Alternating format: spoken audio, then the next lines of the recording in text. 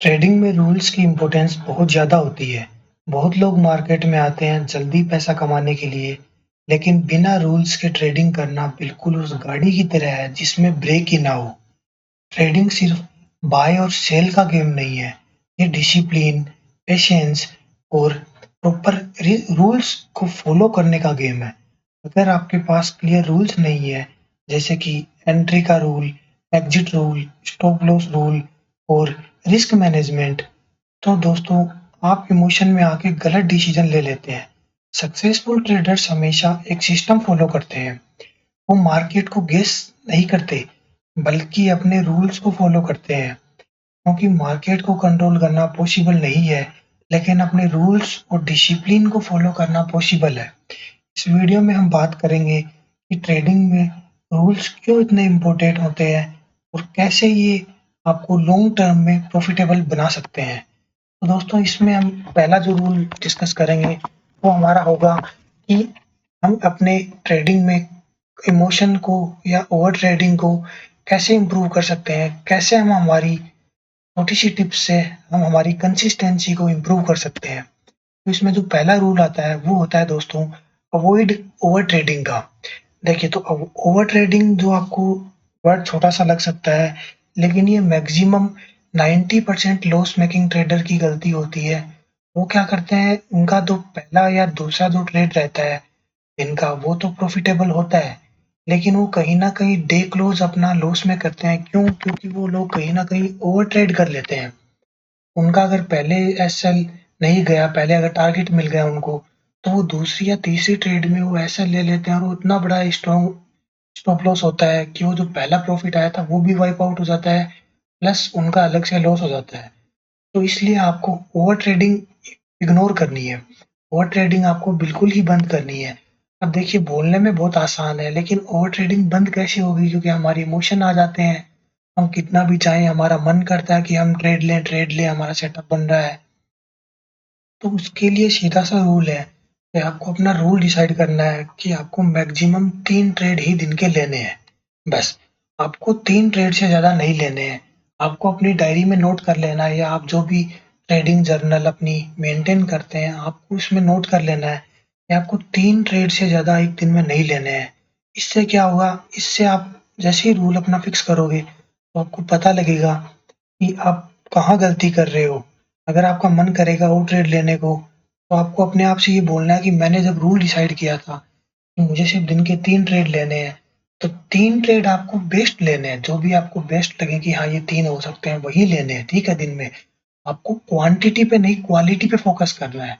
आपको ये नहीं करना कि आपने 1 ट्रेड ले लिया, 2 ले लिया, 10 ले लिए। आपको ये सोचना है कि जो 3 ट्रेड जो मैं दिन में लूँगा, वो मेरी बेस्ट क्वालिटी के होंगे, वो मेरे सेटअप को पूरा फुलफ़िल करेंगे, वो मैं मेरे रूल्स के अकॉर्डिंग लूँगा, ठीक है? दूसरा जो पॉइंट हमारे पास आता है, वो आता है हमारे पास एंट्री डिसिप्लिन का। देखिए डिसिप्लिन बहुत ही ज़्यादा इम्पोर्टेंट है।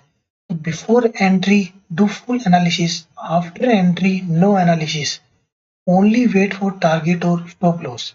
इससे हमें क्या सीखने को मिलता है कि एक बार अगर हमने एंट्री बना ली, तो एंट्री बनाने से पहले हम क्या कर सकते हैं, हम हमारे स्टॉप लॉस, हमारे टारगेट को जितना हमें सोचना है, जिस अकॉर्डिंग हमें चाहिए, हमारे रिस्क रिवॉर्ड के अकॉर्डिंग या मनी मैनेजमेंट के अकॉर्डिंग, जितना भी हमें मॉडिफाई करना है, वो हम मॉडिफाई इनिशियली कर सकते हैं।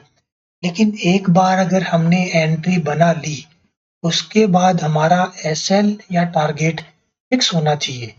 अगर हमने एंट्री कर ली, उसके बाद हमें एनालिसिस नहीं करना है कि वो न्यूज़ चैनल ये बोल रहा है कि अभी ये वॉर स्टार्ट हो गई, तो अभी नीचे जाने वाला है, या वो कोई एक बड़ा इन्वेस्टर बोल रहा है कि अभी अब ट्रेंड स्टार्ट होने वाला है, तो यहाँ फिर से क्वांटिटी बढ़ा देता हूँ या कम कर देता हूँ।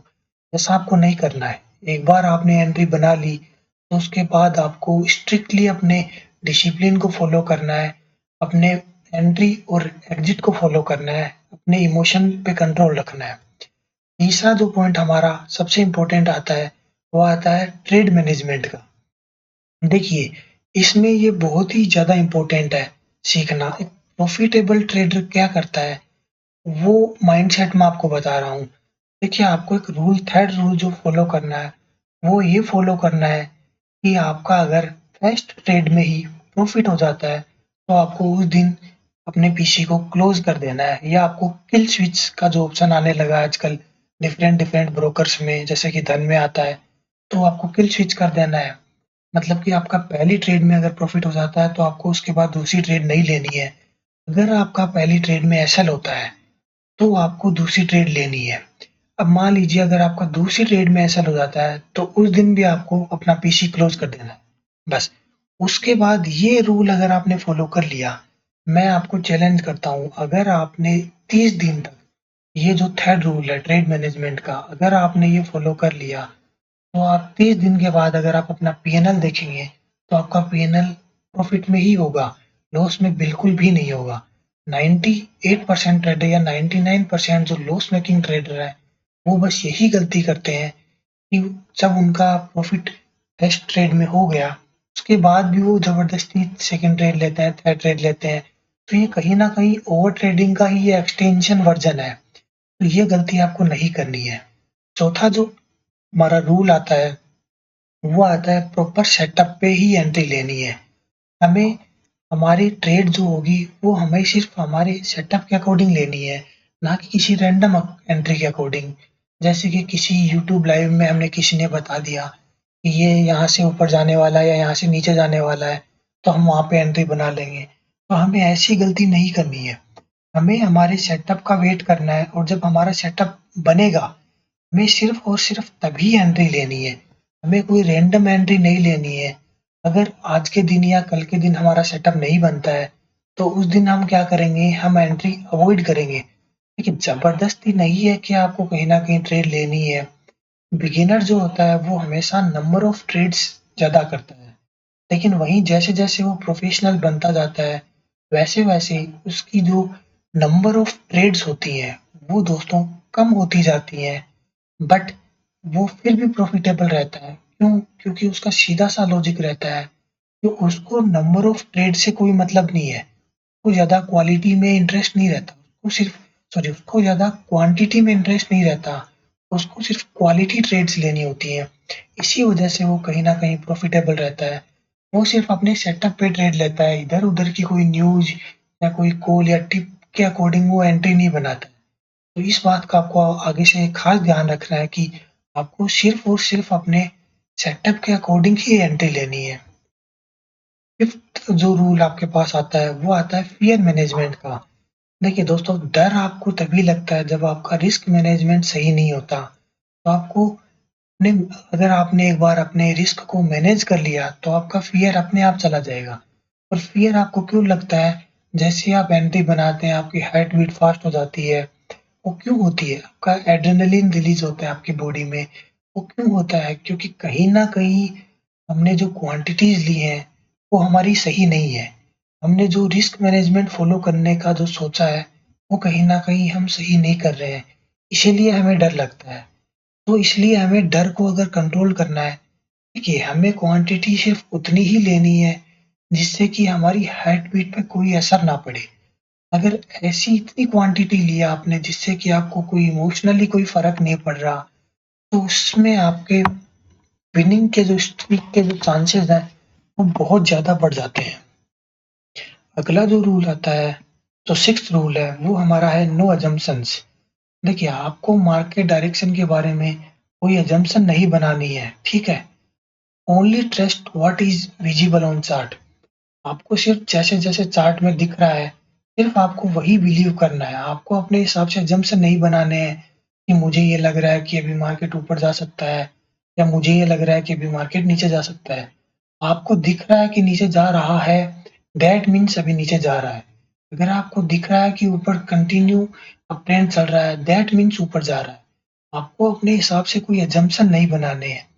इनिशियली एक बिगिनर क्या करता है, उसको लगता है अभी ट्रेंड में, जैसे कि कोई ट्रेंड अप ट्रेंड था उसके बाद कंसोलिडेशन हो रहा है, तो उसको लगता है कि अभी यहाँ से नीचे गिरना चाहिए, तो वो पुट साइड में एंट्री बना लेता है, लेकिन वही मार्केट ऊपर चला जाता है। तो ये क्यों होता है? क्योंकि उसको लग रहा था कि नीचे जा सकता है, लेकिन नीचे गिरा तो नहीं है ना, तो उसने एंट्री क्यों बनाई? ये बिगिनर की हमेशा यही मिस्टेक रहती है, वो अपने असम्पशन पे ट्रेड लेता है। अगला जो रूल होता है हमारा सेवंथ रूल, वो होता है fixed quantity. Always use same quantity in beginning avoid emotional position sizing. देखिए ये जो पॉइंट होता है ये बहुत ज़्यादा इम्पोर्टेंट पॉइंट है। तो बिगिनर जो होता है उसको जब डर लगता है तो वो क्या करता है अपनी क्वांटिटी एवरेजिंग कर लेता है। ठीक है, जैसे उसका एसएल के पास ट्रेड आती है तो वो क्या सोचता है कि मैं यहाँ एवरेजिंग कर लेता हूँ और उसके बाद जैसे ही थोड़ा ऊपर जाएगा मैं निकल जाऊँगा। मेरा टारगेट जो मैं 10 क्वांटिटी में जैसे ₹1000 का टारगेट लेने वाला था, तो वो क्वांटिटी को 20 कर देता है, जिससे कि उसको थोड़े से पॉइंट्स में ही 1000 का टारगेट मिल जाएगा और वो निकल जाएगा। तो ये सबसे बड़ी गलती होती है। दोस्तों आपको इनिशियली अगर आप बिगिनर हो, आप अभी प्रॉफिटेबल नहीं बने हो, तो आपको हमेशा अपनी क्वांटिटी हर दिन क्वांटिटी सेम रखनी है। आपको बिगिनिंग में सेम क्वांटिटी से ही ट्रेड करना है, ये रूल फिक्स होना चाहिए आपका। 8th रूल जो आता है, वो होता है range market strategy. Let price close outside range, avoid spikes inside range, wait for confirmation. ये पॉइंट उसके लिए है जैसे कि कोई रेंज में कंसोलिडेशन हो रहा है मार्केट का, तो आपको क्या करना है, आपको एक बार रेंज ब्रेकआउट का ये सोच के ट्रेड नहीं करना है कि यहाँ से ब्रेकआउट होने वाला है या यहाँ से ब्रेकडाउन होने वाला है। आपको प्रॉपर वेट करना है कि या तो ब्रेकआउट हो या ब्रेकडाउन हो। अगर ब्रेकआउट हुआ है तो उसका ब्रेकआउट होने के बाद एक बार कैंडल को क्लोज होने दो। देखिए ये बात सही है कि अगर आप कैंडल के क्लोज होने का अगर आप वेट करोगे तो आप कहीं न कहीं जो आपका मोमेंटम है आप उसको थोड़ा मिस कर सकते हो। लेकिन देखिए इनिशियली आपको ज़्यादा मोमेंटम कैच करने से ज़्यादा इम्पोर्टेंट है कि आपका प्रॉफिटेबल बने रहना। तो इसीलिए एक बार आप मार्केट में रेंज से बाहर किसी कैंडल को क्लोज करने दो, उसके बाद ही आप एंट्री बनाओ। आपको स्पाइक्स में एंट्री अवॉइड करनी है। ऐसे नहीं करना कि जैसे ही रेंज ब्रेकआउट से ऊपर गया आपने एंट्री बना ली, उसके बाद जस्ट स्पाइक ऊपर की देखे फिर वो नीचे आ गया, फिर नीचे चला गया, आपका ऐसे लेट हो गया। तो इस गलती से बचने के लिए आपको सिर्फ रेंज ब्रेकआउट के बाद क्लोजिंग देने के बाद कंफर्मेशन अगर आपको एक बार मिल जाता है, उसके बाद ही आपको एंट्री बनानी है। तो रूल नंबर 7 आएगा वो आएगा no averaging. Never average in options trading, accept loss and move on. देखिए, आप ऑप्शंस में तो ये गलती भूल के भी नहीं करनी है कि आप एवरेजिंग करने बैठ जाओ, क्योंकि ऑप्शंस बहुत जल्दी मूव करते हैं। 10 का ऑप्शन शो जाने में 5 मिनट भी कई बार नहीं लगाता अगर थर्सडे वेडनेसडे चल रहा है, अगर एक्सपायरी का टाइम है, तो वो बहुत जल्दी स्पाइक मारते हैं। तो आपको ऐसे नहीं करना है कि आपने एवरेजिंग कर ली ऑप्शंस में, ऑप्शन में बिल्कुल भी एवरेजिंग नहीं करनी है, वरना आपका लॉस बहुत ही बड़ा हो जाएगा। जैसे आपका अगर ऐसा हिट हो रहा है या आपको टारगेट मिल रहा है तो आपको एक्सेप्ट कर लेना है। अगर आपका लॉस मिल रहा है, आपको एसएल मिल रहा है तो आपको एक्सेप्ट कर लेना खुशी-खुशी कि कोई बात नहीं मार्केट मुझे कल रिवॉर्ड दे देगी। लेकिन आपको दोस्तों वहाँ पे एवरेजिंग बिल्कुल भी नहीं करनी है। तो रूल नंबर 10 हमारा आता है, वो आता है पीएनएल और डिसिप्लिन से रिलेटेड। देखिए, इनिशियली आपको क्या करना है, आपको अपने पीएनएल पे कॉन्स्टेंटली फोकस नहीं करना है। आपको सिर्फ़ और सिर्फ़ अपने चार्ट को देखना है। क्यों? क्योंकि पीएनएल कॉजेज़ फ़ियर, ठीक है? पीएनएल अगर आप देखोगे, जैसे कि आपको उसमें दिखेगा कि आपके कितने पैसे ऊपर हो रहे हैं, कितने नीचे हो रहे हैं, कितने आ गए अकाउंट में, कितने नहीं आए। तो अगर आप इनिशियली पीएनएल देखते हो, तो आप छोटे प्रॉफ़िट में ही निकल जाते हो और जब आपका लॉस होगा, तो आप बड़ा लॉस लोगे। ये बिहेवियर आपका कैसे बनता है? ये बिहेवियर इसी वजह से बनता है कि आप कॉन्स्टेंटली अपने पीएनएल को ऑब्ज़र्व करते रहते हो, कि कितना प्रॉफ़िट हो रहा है, कितना लॉस हो रहा है। तो आपको ये गलती नहीं करनी है।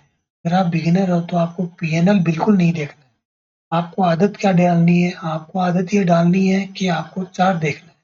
आपको कैंडल स्टिक देखनी है कि अगर मैंने मेरा जैसे कि फॉर एग्ज़ाम्पल मेरा एसएल मैंने पर्टिकुलर हाई सॉरी पर्टिकुलर लो के नीचे अगर कैंडल के मैंने लगाया था ग्रीन कैंडल के, तो जैसे ही इसके लो के नीचे आएगा मैं निकल जाऊँगा।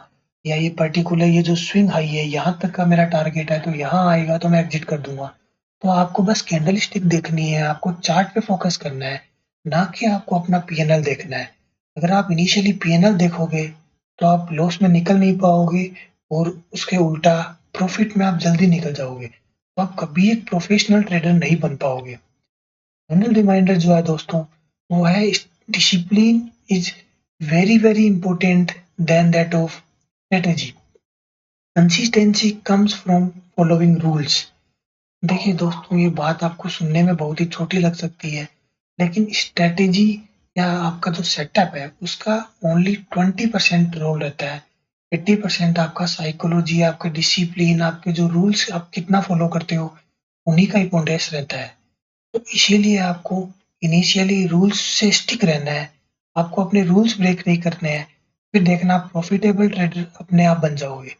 अगर दोस्तों आपको ये वीडियो पसंद आती है तो आप लाइक और शेयर कर सकते हैं, चैनल को सब्सक्राइब कर सकते हैं ऐसी ही आगे आने वाली इन्फॉर्मेटिव वीडियोस के लिए। और इनसे रिलेटेड अगर आपको कोई भी डाउट होता है तो आप कमेंट सेक्शन में पूछ सकते हैं। Thank you.